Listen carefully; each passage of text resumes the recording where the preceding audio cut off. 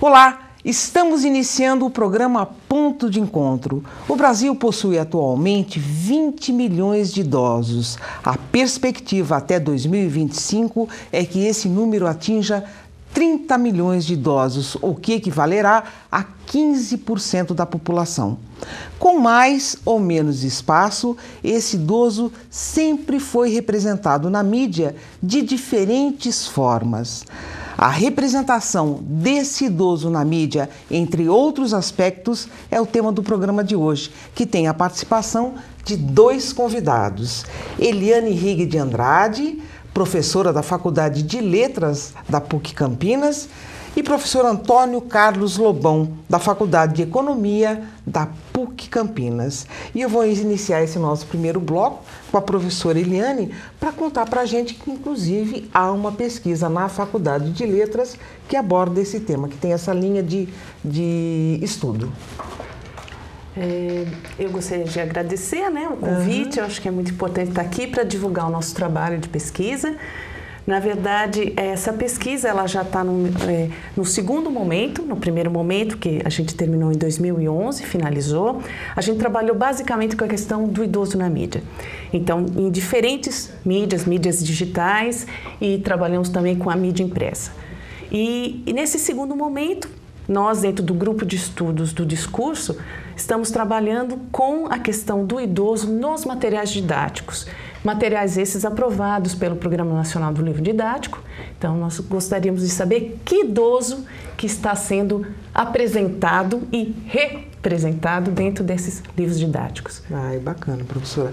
E eu já vou fazer a outra pergunta para você mesmo, que tem a ver com essa representação desse idoso no passado, em décadas anteriores. Ele era sempre associado à condição de idoso mesmo, ligado a remédios, falta de atividade no trabalho e outros aspectos.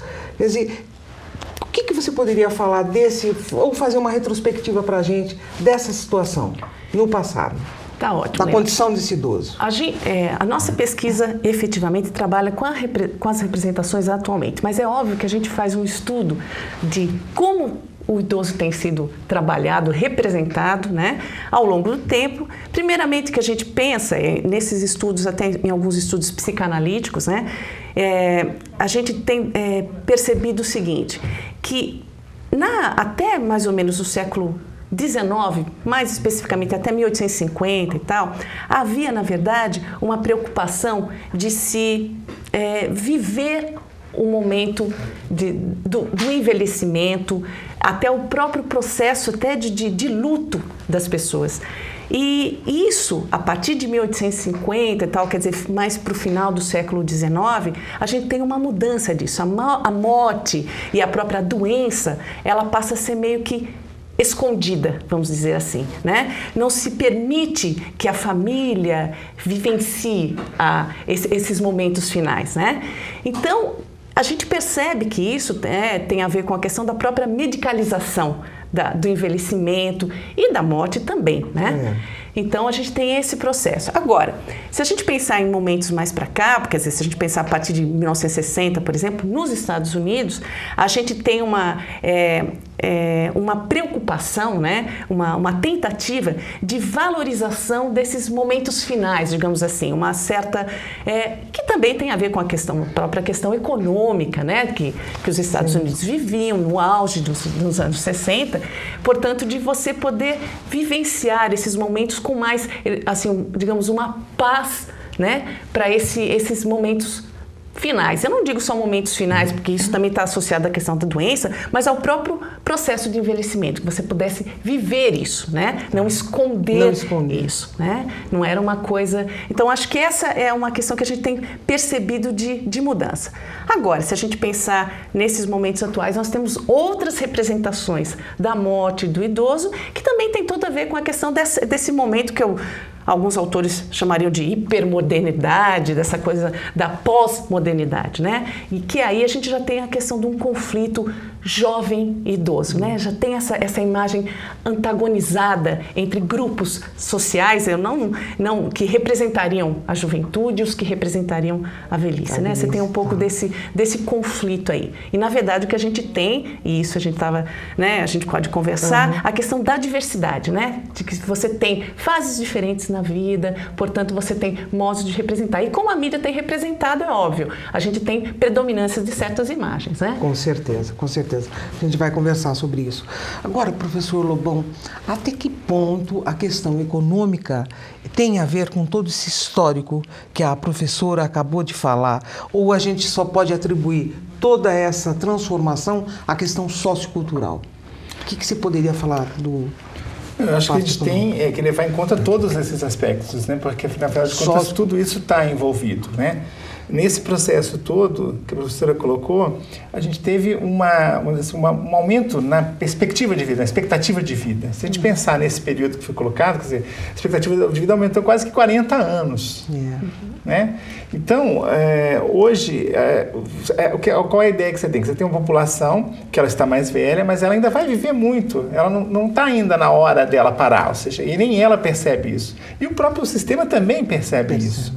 Ou seja, uma expectativa de vida e vida com qualidade, ou seja, vida com saúde. Né? Porque a pessoa chegava na idade, na velhice, e provavelmente tinha tantos problemas de saúde e tudo mais, que dificilmente ela já estava improdutiva, vamos dizer assim, do ponto de vista do sistema capitalista. Hoje não.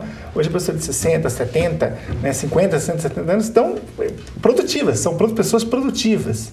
E óbvio que a dinâmica da empresa, ela vai aproveitar disso, ou seja, é uma população que nós estamos envelhecendo. Né? Você falou, daqui em 2015 a gente chega, em 2025 chega a 15%, mas em 2050 a gente vai ter mais velhos do que jovens. Aí, de fato, já ultrapassa, né? O jogo vai virar em 2050. Isso coloca para essa geração agora uma responsabilidade muito grande. Mas a gente tem que pensar que a dinâmica das empresas, elas não estão alheias a isto. Né? Porque qual é a lógica da empresa? É lucro, ela quer ganhar dinheiro, ela quer pessoas que trabalhem, que produzam riqueza e que essa riqueza tem que ser vendida, ou seja, esses produtos têm que ser vendidos. Então, as empresas já estão detectando não só que essas pessoas podem trabalhar mais tempo, mas também estão identificando um potencial de consumo nessa faixa etária que até então elas não haviam percebido, ainda não conseguiram atingir isso, não se adaptaram ainda a isso. Em alguns setores isso caminha mais rapidamente, mas existe um potencial. E elas estão vendo, olha, se daqui se você vai ter um mercado... Hoje o idoso já movimenta no Brasil mais ou menos de 7 a 8 bilhões de reais por mês de consumo. Tá? Movimenta mesmo. Movimenta hoje a população dessa faixa. É uma população, se a gente for considerar no geral da população, é uma população que tem uma renda per capita, assim, mais alta do que as outras faixas etárias, mais do que o jovem. Embora você pega todo o mercado publicitário focando no jovem, não é o jovem quem tem o dinheiro. Né? E o idoso, ele está... óbvio que a nossa distribuição de renda é ruim em qualquer faixa. A gente tem um número muito grande de pobres e tal, mas se a gente olhar... se fosse um país só de idosos, um país só de jovens, um país de adultos, esse país de idosos teria uma distribuição de renda melhor do que as outras. Mas você fala do idoso estabelecido. Não, o idoso em geral. Porque mesmo aqueles que ganham um salário mínimo, por exemplo, na hora que ele se aposenta, ele ganha o salário mínimo, mas ele não para de trabalhar. Essa é uma questão, a aposentadoria hoje não é o fim do período de trabalho, porque a pessoa vai continuar trabalhando de alguma maneira, até porque a aposentadoria é muito baixa. Né? Então, só que agora ela tem tempo, porque ela ganha a aposentadoria, que é o salário mínimo, e vai continuar trabalhando, talvez vai ganhar um outro salário mínimo fazendo outras coisas. Então, a renda dela em si melhora. Estou dizendo que está vivendo bem, não é uma outra coisa. Né? Muitas vezes esses filhos já estão fora de casa, ou quando estão em casa estão trabalhando também, então já contribuem. Então, o adulto em si, com filhos menores, ele tem um problema mais sério. Ele sustenta praticamente sozinho a casa, ou os filhos ajudam. Agora, uma pessoa mais velha, os filhos já estão produzindo. Né? Então, ele acaba tendo uma renda maior, mesmo sendo baixa, mesmo uma população pobre. Entendi. Tá? Então, é um mercado potencial assim, que está em aberto. Né? Hoje, óbvio, os idosos também consomem muitas coisas que as outras faixas etárias consomem. Não são artigos, mas existem nichos que são específicos desses idosos, né, que a indústria de medicamentos já atua, a indústria da beleza procura entrar, ou seja, já está todo mundo tentando chegar num mercado, ou descobrir nichos ali, oportunidades de negócios, num mercado que está em expansão, tende a continuar em expansão. Só que, por outro lado, professora, quer dizer, esse mercado publicitário, essa indústria, esse produto, é para um público específico, né? De idoso específico, com aquela palavra que eu usei, estabelecido, que, na verdade, o outro fica alheio, fica à parte do processo. Então, a gente estuda, na verdade, né, nesse projeto, a questão dessa possibilidade do idoso se dizer, né?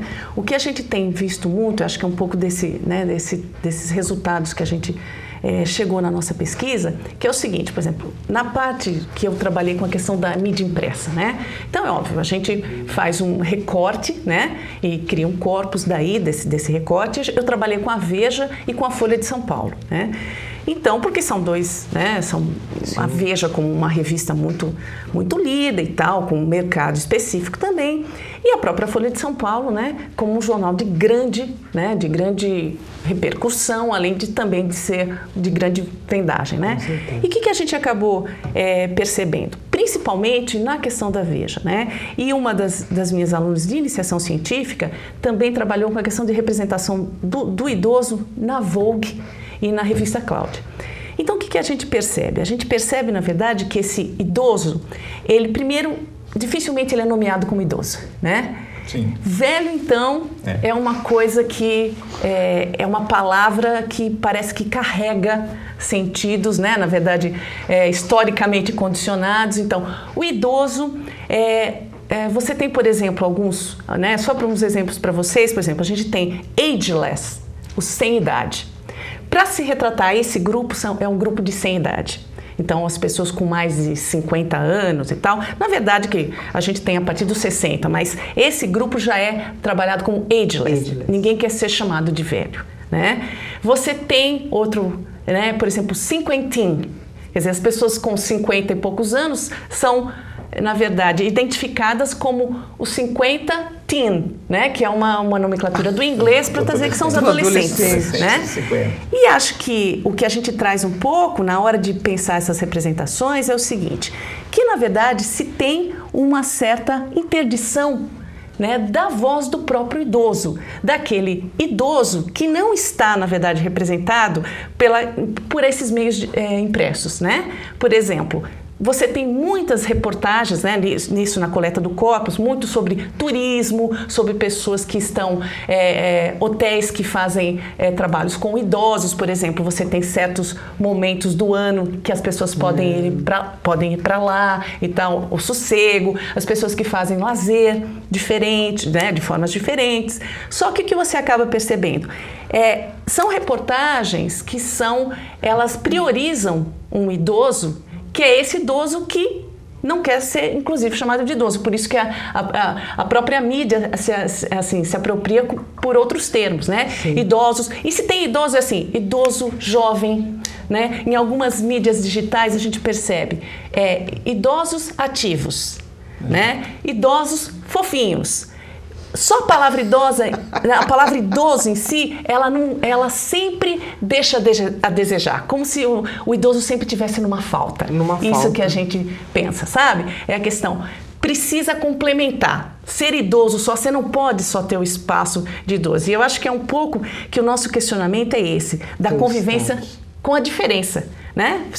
Você tem esse idoso representado por essas grandes mídias, mas você também tem um idoso que mora, por exemplo, num asilo, numa casa de repouso, né? Esse idoso, realmente, esses textos, essa publicidade, ela não se dirige a esse idoso, né?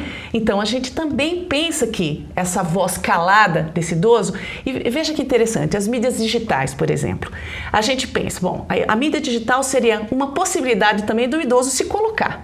Nós temos muitas comunidades que trazem a questão do velho, idoso, terceira idade, melhor idade, né? Que eu já também questiono, né? Sim. A questão da própria nomenclatura. Por que tem que ser melhor idade, né? Por quê, né? Por que melhor idade? Quer dizer, o fato de atribuir uma terceira idade estava pesando, né? Primeira, segunda, terceira, mas melhor idade. E a gente, ao comentar, é um pouco irônico, né? Até, se não um pouco hipócrita, a gente dizer essa questão da melhor idade. Em que aspecto, né? Porque se você pegar as pessoas que economicamente ativas, eu acredito realmente que você possa pensar nessa coisa, né, nesse aspecto positivo da idade. Mas quando você tem pessoas doentes, vivendo em condições mínimas até de sobrevivência, então a gente pensa em outros aspectos também que um discurso que a mídia acaba interditando. E se a mídia traz, às vezes, muitas vezes, com um certo tom crítico. Por exemplo, a gente notou, eu estou trazendo alguns exemplos, né, de alguns recortes que a gente trouxe. Por exemplo, uma entrevista de um médico que trabalha com pessoas idosas e ele faz, na verdade, é uma pessoa assim, com grande ascendência na questão do idoso. E o jornalista que fazia a pergunta, né, para ele, eu não me lembro exatamente da pergunta, mas isso consta no nosso trabalho, mas ele dizia o seguinte: como fazer para que o peso dos idosos sobre a questão dos custos de saúde do idoso não pese sobre os jovens? E aí é um questionamento que eu faço, quer dizer, você melhorou as condições de vida das pessoas, temos mais medicamentos e a pessoa vive mais. E ao viver mais, as pessoas vão dizer para você, olha, você está sendo um peso nas minhas costas. Quer dizer, é óbvio que ao tratar o modo como a mídia às vezes coloca esse tipo de digamos assim, essas imagens socialmente, que circulam socialmente, elas acabam também reproduzindo certos preconceitos, certas imagens estereotipadas do idoso, né? Por exemplo, o idoso do pijama. Não, ninguém mais quer ser idoso de pijama, né? Isso. Agora, eu também questiono isso, porque eu penso na questão da diversidade. Se eu quiser, ou se o sujeito quer viver com o pijama, se ele quer jogar dominó, por que ele tem que ser o idoso que vai à academia todo dia? Se ele quiser, que ele o faça, mas não obrigatoriamente que essa seja a posição. Professor Lobão, como a professora colocou, essa questão do peso, né? Que o velho, o idoso, ele acaba onerando. Eu gostaria que você colocasse isso pra gente. Por que ficou esse estigma? Ou, na verdade, ele pesa mesmo? Porque ele foi uma pessoa produtiva, como a professora colocou. Quer dizer, ele está dentro do papel dele e outros jovens estão... Queria que você fizesse uma avaliação pra gente desse estigma do peso. Como se o velho pesasse dentro daquilo. O velho pesa, mas a criança também pesa. Tá? Se você pensar em termos de custo social, o que você tem? Você tem crianças. Por que crianças pesam? Porque a criança exige muito. Você tem que ter um sistema de educação, de saúde. Então, o esforço social de um país onde você tem muitas crianças, ele é muito grande. Tá? Da mesma forma, um país que tenha uma quantidade grande de idosos. Porque o idoso também requer mais. Quem não requer? Quem não requer é o jovem, principalmente o adulto, em idade de trabalhar, que produz. Em geral, ele é mais saudável nesse período da vida. Ele produz e aí usa pouco, né? Tanto a criança quanto o velho, você tem o quê? Você tem aí a diminuição. A produtividade vai caindo, ou no caso da criança vai aumentando, mas ela não tem essa mesma capacidade de produção e ela exige muito do sistema de educação, principalmente a saúde, a criança. Isso é um custo social muito grande. Entendi. Tá? E a questão é que quem paga a conta sempre, ou seja, quem está produzindo as coisas é que acaba sustentando tanto as crianças quanto os velhos. Né? O que a gente tem agora no Brasil? A gente está vivendo um momento que os demógrafos chamam de uma janela de oportunidades. Esse período até os 2050 que a gente tem, né? Por quê? Porque até aí a nossa população ela tende agora a ser predominantemente de jovens adultos. Tá? Ou seja, o número de crianças vai diminuindo, o número de velhos está aumentando, mas ainda não é uma coisa grande. E você tem o que? Um país de jovens adultos, com condições de trabalhar, né, com condições de produzir, vamos dizer assim, riqueza. Tá? O Japão aproveitou essa oportunidade. A Coreia aproveitou. Os países ricos, em geral, aproveitaram esse momento. Por quê? Porque se você exige menos esforço social. Estou pensando em termos sociais mesmo, não é um gasto de cada um, é um gasto de Estado, políticas de Estado. Ou seja, você precisa ter menos uma política ligada a creches e tudo mais, e ainda não tem a política que precisa ter dos abrigos e tudo mais para dar conta disso. Ou seja, o sistema de saúde ele vai ser aliviado, porque quando você tem uma população de jovens, o sistema de saúde está mais aliviado. Então você tem condições de crescer. crescer e repartir. Qual é a questão? A questão é que se essa geração agora não conseguir produzir uma espécie de poupança social, né, que permita depois você ter um país de velhos, né, nós corremos o risco de tornarmos um país de velhos pobres. Tá certo? Então, o Japão se aproveitou desses 30, 40 anos e construiu ali um mecanismo, né, porque, na prática, quem sustenta mesmo é quem está trabalhando. Ou seja, o que é sustentar? Se produz riqueza. Essa riqueza vai ser repartida de alguma forma para os outros. Então, tem pessoas que estão produzindo riqueza. Essa riqueza vai ser repartida, ou seja, via imposto, via qualquer coisa, elas vão ser repartidas. Então, agora você tem essa oportunidade. Agora, você tem que ter mecanismos que garantam que essa velhice possa ter um sistema de saúde, possa ter um sistema de educação, de lazer, de moradia, um sistema previdenciário. Né? Por quê? Porque se isso não for construído, nós vamos ter uma base produtiva menor. Né? Mesmo países que construíram isso estão com dificuldade. A Europa, ela construiu isso, um sistema de seguridade para os seus velhos. Só que quem paga a conta é quem está produzindo a riqueza. E realmente você tem lá uma proporção na França, cada 2 pessoas elas acabam sustentando uma. Né? Ou seja, então 2 pessoas pagam impostos para sustentar uma terceira pessoa. Porque o dinheiro vem de algum lugar, ou seja, o sistema vem de algum lugar. O estigma é injusto, então. Porque se a criança pesa tanto quanto o velho, é discriminação mesmo, né? Porque a discriminação... A pecha fica sempre para cima do idoso. Mas eu acho que a discriminação, ela ultrapassa, eu concordo com essa coisa, mas ela ultrapassa. Não é só o idoso que é discriminado, é o idoso pobre. Da mesma forma que a criança pobre também é, que a mulher pobre também é, que o homem pobre também é. A lógica da mídia não é para todos, é para quem é mercado. Então, a discriminação é com o pobre. Veja, a empresa, se eu pegar a indústria de medicamentos, 90% da pesquisa com remédios é para doença que atinge 10% da população.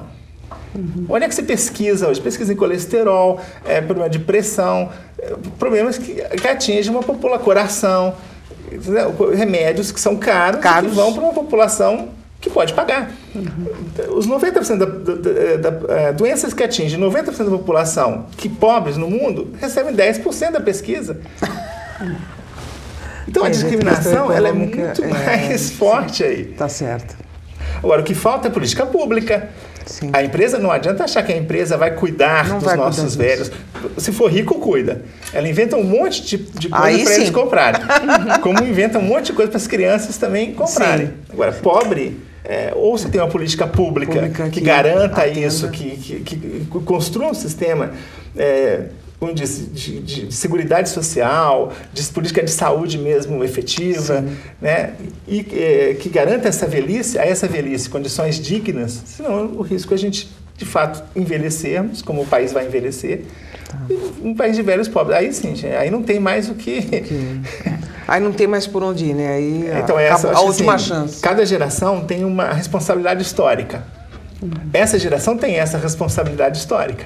Porque, se a gente pensar nesses próximos 30, 40 anos, é a vida, assim, útil, produtiva dessa geração que está aqui na universidade, que vai estar saindo agora, ou seja, dessa geração de jovens. Esses jovens agora, eles têm uma missão: construir condições para que eles próprios, primeiro, porque eles são os velhos que estão lá, eles serão os velhos de 2050, 2060, que eles possam ter um sistema de previdência, um sistema de seguridade, né, de seguridade social, de política de alimentação, porque também a alimentação tem que ser diferenciada, né? Se não fizer isso, gente, eles mesmos vão ser velhos sem qualquer proteção social. Proteção social, sem qualquer... E os outros velhos, então... Nossa, pior ainda. Professora Eliane, professor Lobão, eu vou pedir licença, o nosso tempo nesse primeiro bloco já chegou ao final, depois a gente tem algumas reportagens ainda e alguns depoimentos, mas eu vou dar uma paradinha no programa agora, tá bom? Mas no próximo bloco, o programa Ponto de Encontro continua conversando sobre a representação do idoso na mídia do ponto de vista sociocultural e econômico. É só um instantinho.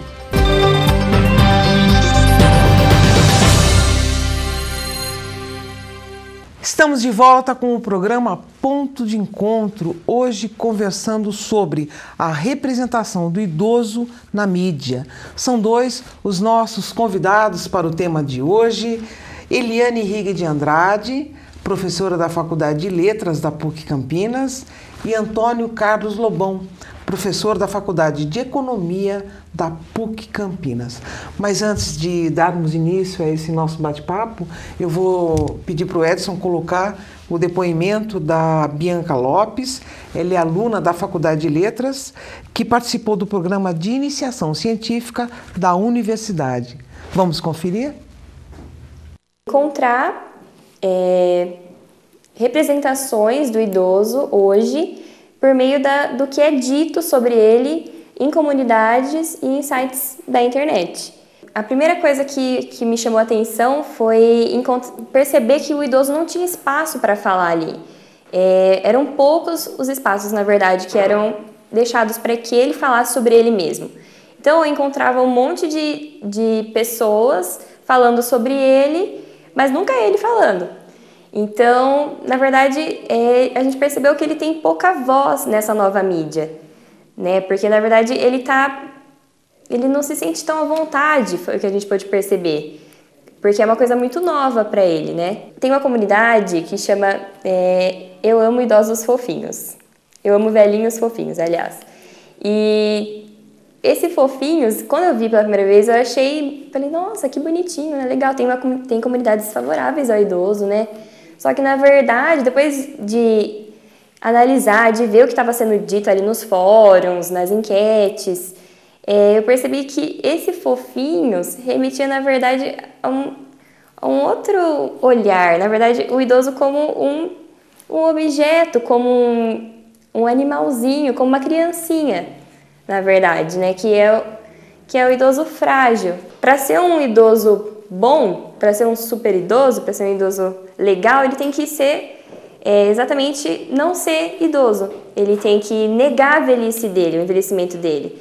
Porque o velho é uma coisa ruim. Nessa sociedade que tudo é novo, que a gente valoriza muito o novo, o velho é considerado inútil, digamos assim. O que é velho já não tem mais utilidade. Então, ele precisa ganhar características novas. Eles acabam perdendo a própria identidade de velho para tentar ser aceito nessa sociedade. Professora, na verdade é uma ótima forma de fazer esse jovem pensar, refletir, né? Participando de programas desse tipo. Acho que sim. Eu acho que a experiência que a gente tem vivido na questão da educação dentro do espaço que a gente tem, né? Se a gente tem pelo menos a questão de se pensar como um agente de transformação, é exatamente fazer uma reflexão sobre isso, que eu acho que é o trabalho que a Bianca desempenhou e que a gente também pensa, quer dizer, por intermédio da educação, nós estamos colocando os nossos jovens a pensar sobre os idosos e sobre si mesmos. Porque, na verdade, a gente está falando, que acho que até a Bianca coloca, é a questão da identidade. Sim. Nós estamos falando que enquanto idoso, ou como idoso, nós trabalhamos com uma nova identidade. Não dá para a gente fazer as mesmas coisas e tal, mas a gente pode criar mecanismos de viver cada fase, né? E eu acho que é isso importante. Quer dizer, com o fato de você ter uma estrutura social que possibilite isso, é uma forma. A educação pensando sobre isso, os materiais didáticos também, porque a gente já tem trabalhado com alguns desses materiais, quer dizer, como esse idoso é visto? Se ele é a nossa memória, né? Porque a gente pode pensar na questão de uma memória discursiva criada a partir das outras gerações, né? Como é que a gente vai transformar isso, fazendo com que esse idoso possa viver a sua idade, a sua velhice, o seu envelhecimento, sem precisar ser jovem, né? Inclusive fisicamente, né? Se você pensar em termos de recursos plásticos e tal. Nossa. Se você quiser colocar botox, você põe, mas também se você não quiser, que você seja aceito do jeito que você é, não é? Essa questão de hoje a gente está pensando nessa questão do heterogêneo, da possibilidade da diversidade, senão fica complicado, né? Todo mundo pensando do mesmo jeito, todo mundo tem que ser jovem, né? Todo mundo tem que ser bonito. Que conceito é esse de beleza? Né? Acho que tem um pouco disso. Eu acho que a Bianca provocou e ela é um reflexo que esse trabalho de alguma maneira vai ter alguma repercussão para ela, para outras pessoas e acho que para os nossos alunos também, né, no geral. Verdade. Professor Lobão, e a questão econômica que acaba deixando a outra parcela de idoso infeliz, porque está certo, eles acabam impondo no mercado botox, cirurgias plásticas, tal. Na verdade, eu queria a sua consideração com relação a essa outra parcela do idoso infeliz, que muitas vezes gostaria de seguir esse padrão, que é um padrão que está sendo imposto, e se isso aquece o mercado também, esses produtos cremes e... A questão da identidade que ela falou, depois eu queria fazer até um comentário que eu achei muito interessante, mas vamos só primeiro entrar nessa sua questão. Essa ditadura, vamos dizer assim, da beleza, né, ela não óbvio que isto, por trás da ditadura da beleza, não está a beleza em si, mas está toda uma indústria da beleza, né, que hoje é um dos principais setores da economia, né, e que vende de tudo para tornar mais bonito. Então você tem produtos, de novo, eu acho assim, não é só o idoso que está sujeito a isto, a mulher está em geral, a mulher em si.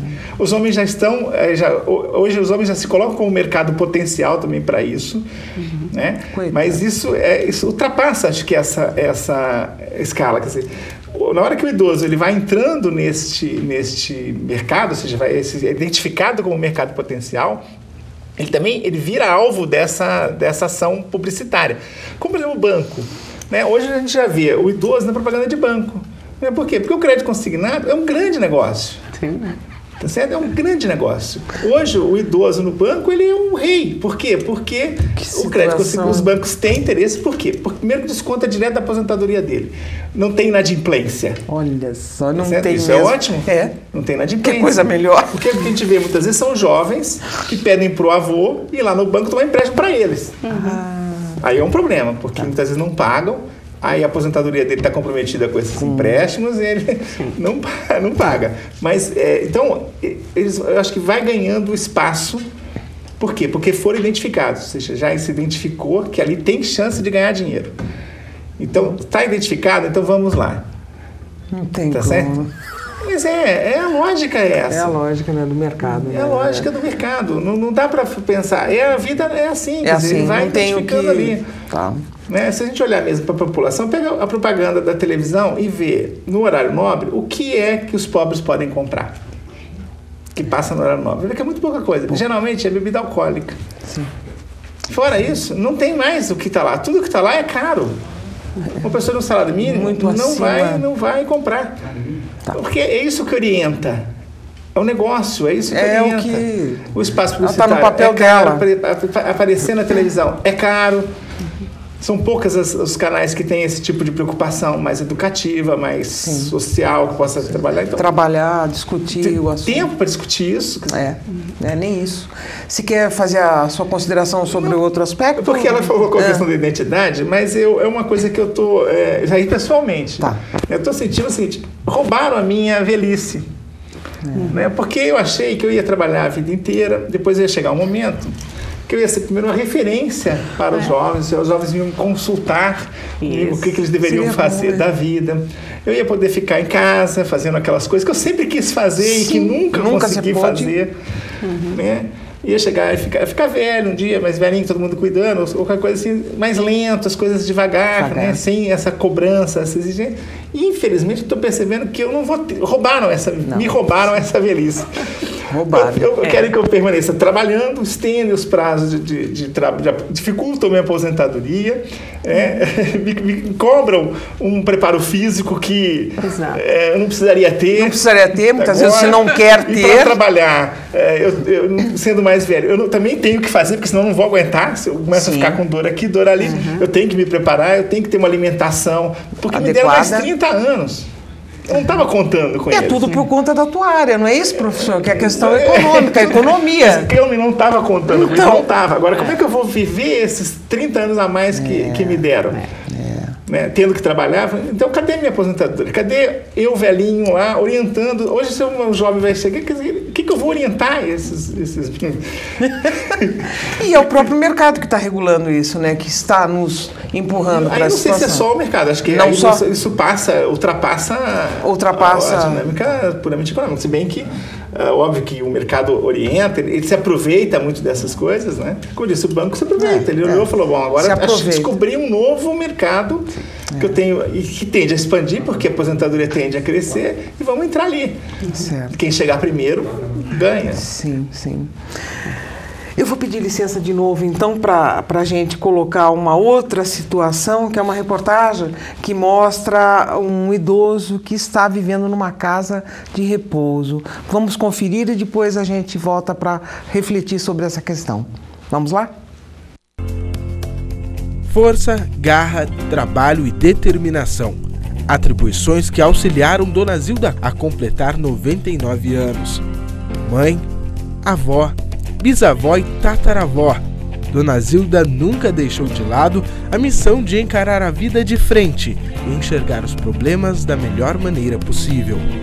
Ela mesma, em acordo com familiares, decidiu mudar para uma hospedagem geriátrica. Nós tomamos essa decisão no dia 24 de dezembro do ano de 2011. Portanto, foi uma data muito marcante, né? Aí a gente pegou esse momento para trazê-la. É difícil, é complicado. Quando você chega, para você deixar ir embora, é muito difícil. Mas depois, com o tempo, você acaba notando que aquilo que você fez é o certo. Principalmente quando você tem o lugar certo. De acordo com o estudo desenvolvido pelo Instituto de Pesquisas Econômicas Aplicadas, o IPEA, Dona Zilda faz parte dos 83 mil idosos que residem em casas de repouso ou asilos no Brasil. O dado representa pouco menos de 5% de um total de 20 milhões de idosos que vivem atualmente no país. A administradora da casa geriátrica explica os motivos que levam os familiares a procurar por ajuda. A sociedade necessita de um cuidado mais específico ao idoso, porque todos precisam trabalhar e é difícil você deixar as suas coisas para poder se dedicar ao idoso. O idoso precisa de um cuidado específico 24 horas em relação à medicação, em relação a coisas que é específicas a ele. Dona Zilda encerra a comemoração de seus 99 anos com um recado para a juventude. Que tenham juízo aonde entrar, aonde for, no alimento, em tudo. A rapaziada de rua, de andar. A bisneta de Dona Zilda, mesmo com pouca experiência de vida, já reconhece a importância do cuidado com os idosos. Todo mundo que tem um idoso na família tem que cuidar, porque eles ensinaram muito pra gente, ajudaram a nos criar, né? Então a gente deve todo esse respeito para eles. Estou muito contente com toda a minha família. Eles sempre foram pontuar, graças a Deus.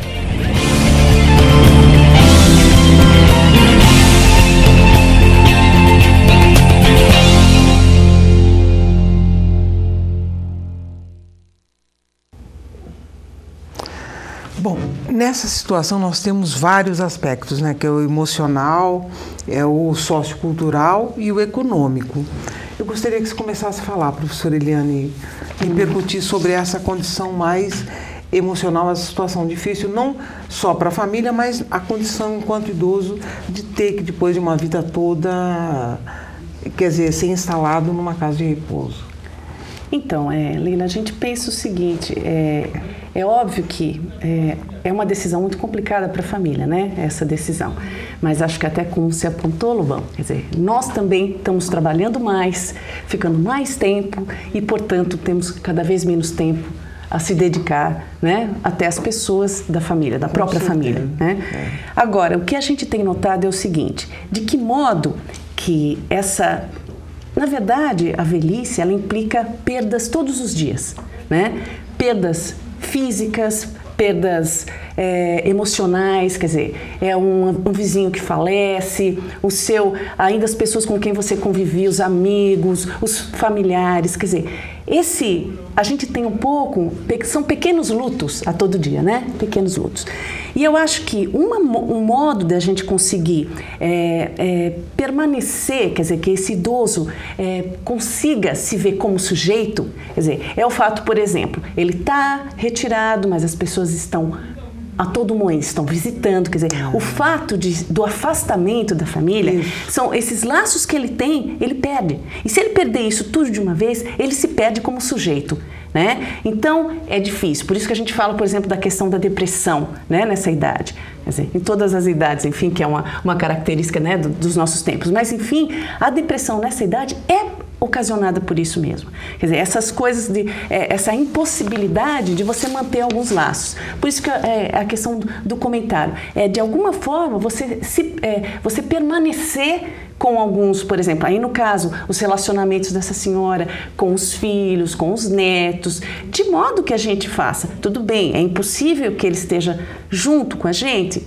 Se for possível, né, que ele fique com a gente, ótimo. É lógico que isso também tem a questão econômica que a gente comentou e tal.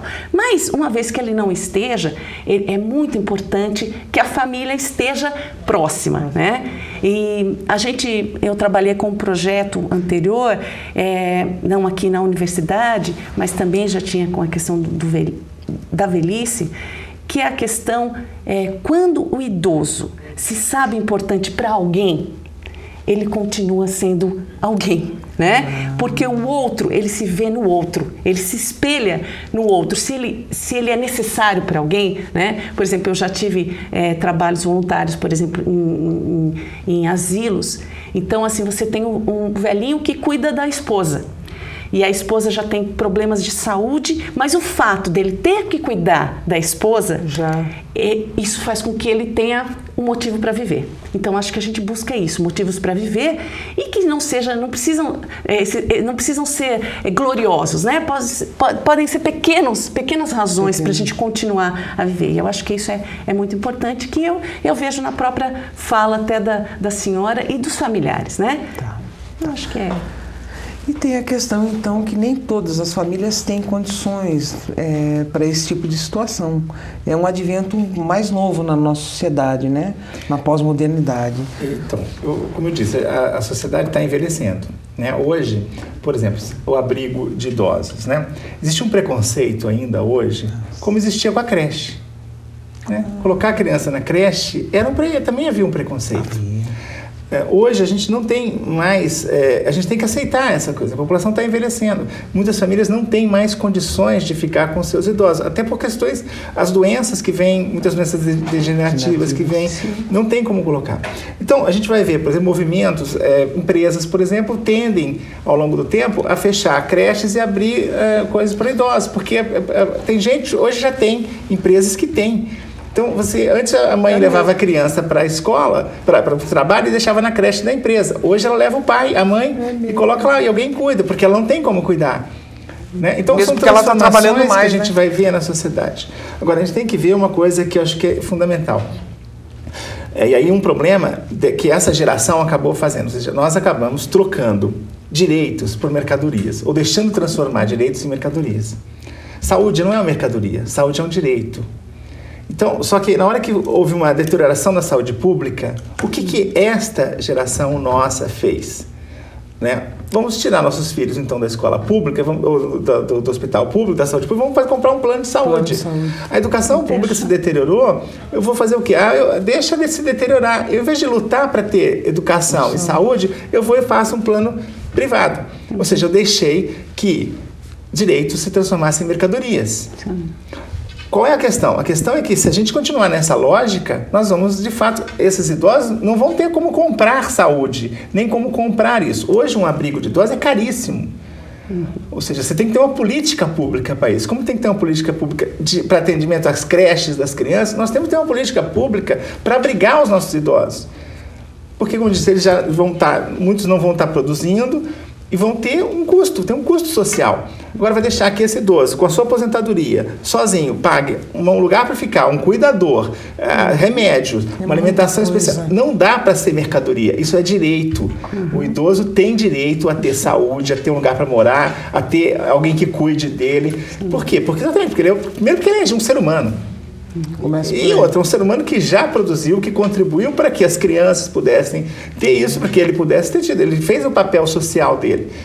Então ele tem direito a isso. Agora, se nós não mudarmos, e aí quando a dona Zilda fala que tem que ter juízo, porque se a gente continuar achando que vai ser um plano privado, que vai ser a escola privada, que vai ser o sistema de previdência privado, nós não vamos conseguir fazer isso. Esse idoso ninguém consegue com o seu próprio salário pagar isso tudo. Nem hoje consegue. Hoje, no auge da vida produtiva, se uma pessoa tiver que pagar cuidador, quantidade de remédio, não vai conseguir. Então nós temos que ver o seguinte, direitos não são mercadorias. A lógica do mercado é outra, e a lógica do mercado é essa, ela é implacável, ela não vai produzir remédio para quem não tem condições de comprar, mas quem não tem condições de comprar tem direito a ter saúde.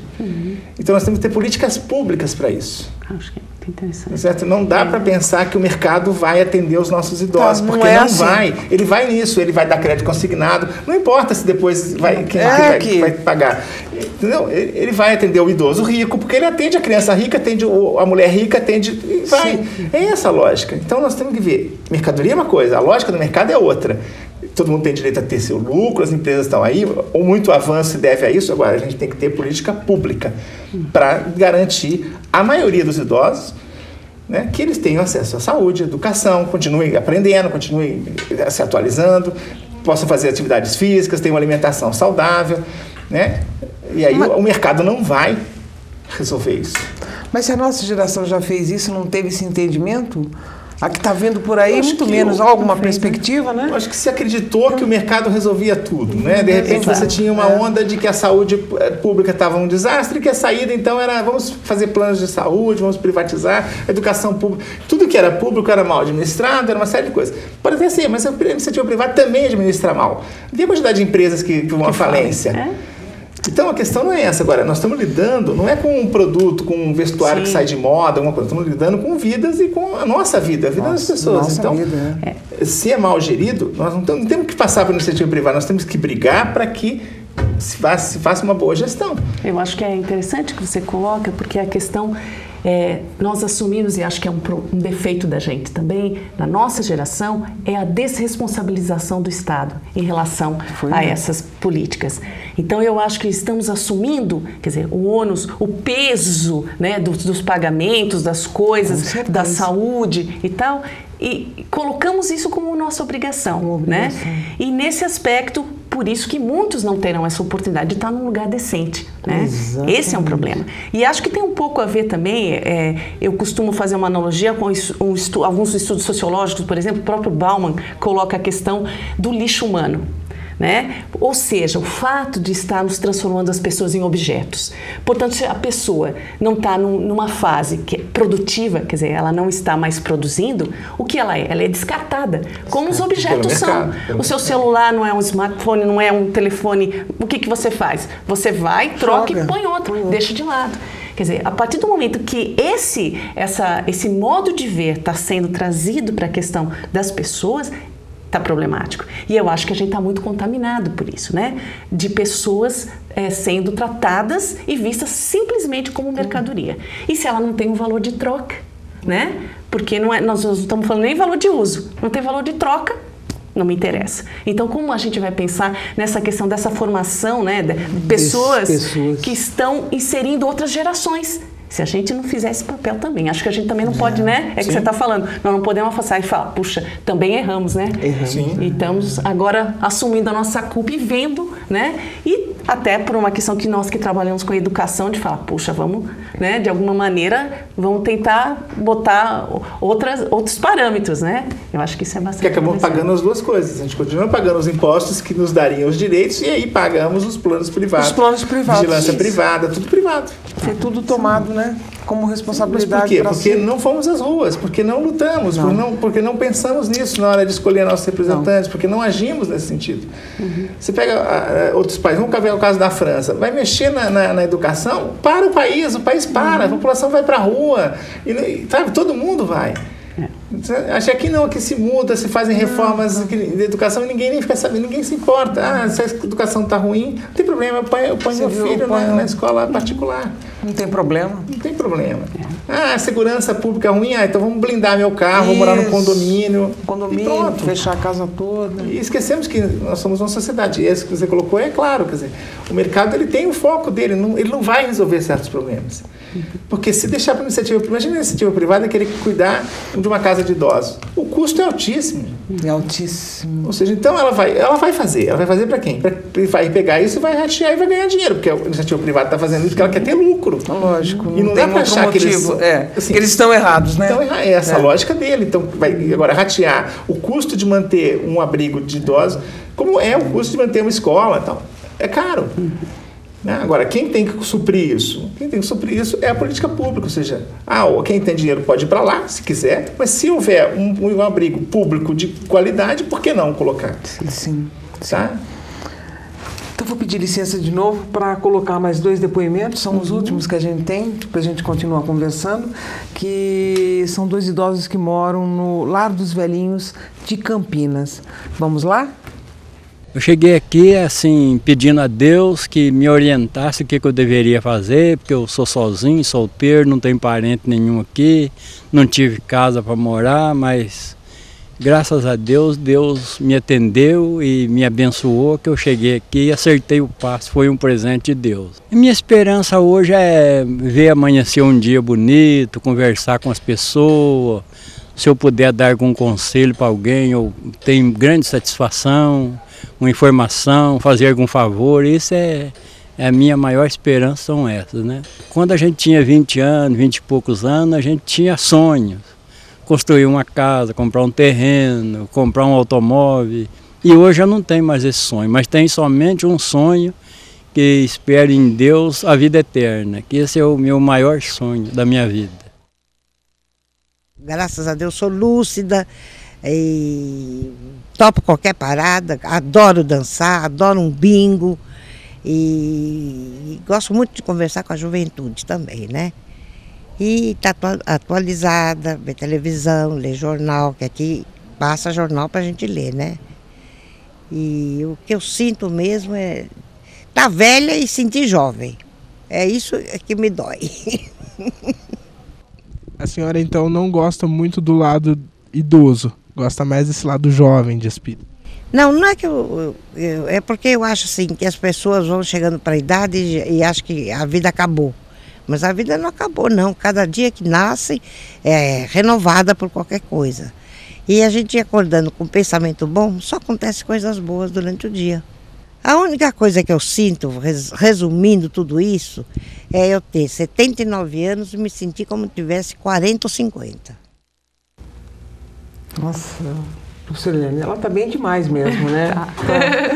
Mas você vê, ela fala desse estigma, né? Tá velho, acabou, a vida acabou e tal. E eu gostaria de repercutir com você também essa outra condição desses idosos que acabam morando no Lar dos Velhinhos de Campinas. Qual que é a sua avaliação desses 2 depoimentos? Bom, eu acho assim, primeira questão que ela coloca no depoimento dela é o seguinte, dessa senhora, que há um imaginário, né? O imaginário sobre o idoso. E ela está dizendo, olha, eu não morri, eu continuo, eu tenho vontade de viver, sabe? E eu acho que é essa questão, é esse respeito, efetivamente, da gente pensar, porque eles não fazem as mesmas coisas, ou querem fazer, ou porque não querem, e eles têm direito a essa escolha.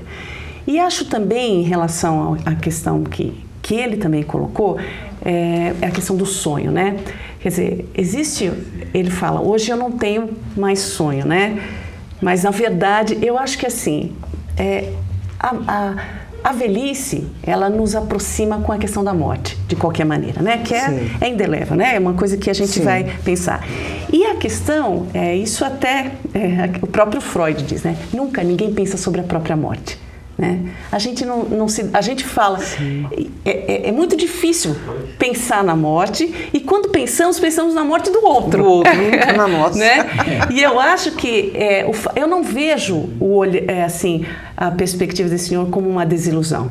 Mas, na verdade, que a questão é você está num momento em que você já pode perceber, né, que a vida, ela é toda constituída de ilusões. E o que ele fala, ele cria um sonho. Na verdade, ele tem um sonho, né? E essa questão, eu acho, você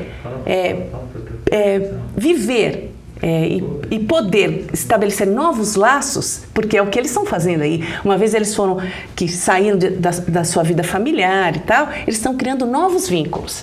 Quando ela fala, eu gosto de dançar, eu gosto de fazer... Eu acho assim, a pessoa que consegue se adaptar a esses e criar novos vínculos, quer dizer, ela está sim se dando a oportunidade de sonhar, né? E continuar vivendo, né? Porque o sonho faz parte da nossa vida, né? Eu tenho... uma vez conversando com o senhor, ele me falou o seguinte, que a esposa dele, ela tem um problema de doença degenerativa, né? E ele falou assim, eu tenho inveja dela, porque ela vive 24 horas no sonho e eu só tenho 8 horas para sonhar. Olha! Porque nas outras horas do dia eu tenho que viver, né? Olha. Então, eu acho que a gente... pensa nisso e principalmente reflete sobre essa condição que nós impomos aos idosos, de serem apartados, né? De viverem exilados, segregados da sociedade. Isso é uma coisa muito complicada. Quer dizer, esse idoso que está ali, ele faz parte dessa sociedade, né? Essas instituições, né, que isolaram, né, assim como a gente tem os presidiários, como você tem, né, os loucos, né, então você tem os idosos e na verdade somos todos uma sociedade, né? Se a gente não encarar toda essa diversidade, nós vamos continuar vivendo, se isolando. E também estamos numa instituição de isolamento. Se você vive sozinho, vive no condomínio, vive com os vigilantes, é isso mesmo que a gente está fazendo. A gente está perpetuando essa segregação. Professores, acabei de saber que a gente já chegou ao final do programa, mas eu gostaria, para a gente finalizar esse programa, que vocês deixassem assim uma perspectiva, alguma coisa no sentido da gente poder fechar esse programa de hoje. Pode ser você? Pode. Professor?